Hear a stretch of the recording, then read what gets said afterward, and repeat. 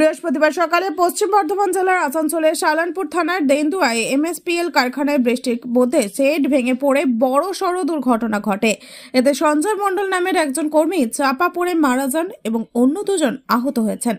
ঘটনার পর কারখানা চত্বরে উত্তেজনা ছড়িয়ে পড়ে এবং বিজেপি নেতা অভিজিৎ রায়ের নেতৃত্বে বিজেপি কর্মীরা প্রতিবাদ করেন। আহতদের চিকিৎসার জন্য স্থানীয় হাসপাতালে নিয়ে যাওয়া হয়েছে। घटना सर यही घटा है कि ऊपर से सेट पूरा गिर गया है।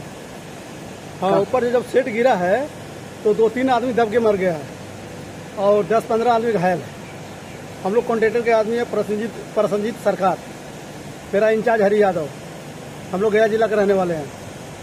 দুজন শ্রমিক দুজন এইখানে বাজেভাবে মারা গেছে। পুলিশ এবং তৃণমূলের ক্যাডারের কাজ করছে। তৃণমূল আসছে আজকে, তারা তো সরকার আছে, তারা কি করছে?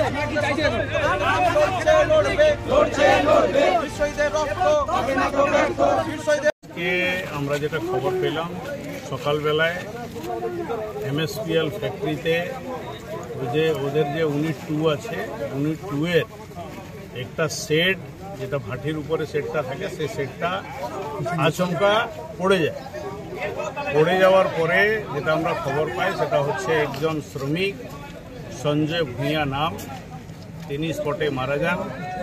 একজনের পা ভেঙে যায়, আরও কজনের চোট লাগে।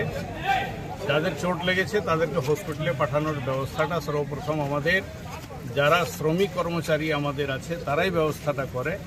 অত সকালে ম্যানেজমেন্টের লোক, দায়িত্বশীল লোকগুলো ছিল না, আমাদের ওয়ার্কাররাই ওদেরকে ব্যবস্থাটা করে।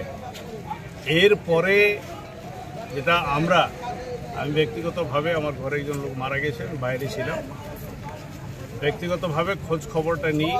আমাদের পার্টির নেতৃত্ব যারা আছেন তারা খোঁজ খবর নেন। যেটা বলা হয় সেটা হচ্ছে যিনি মারা গেছেন তার বাড়ি হচ্ছে গয়ার দিকে, বিহারে গয়া।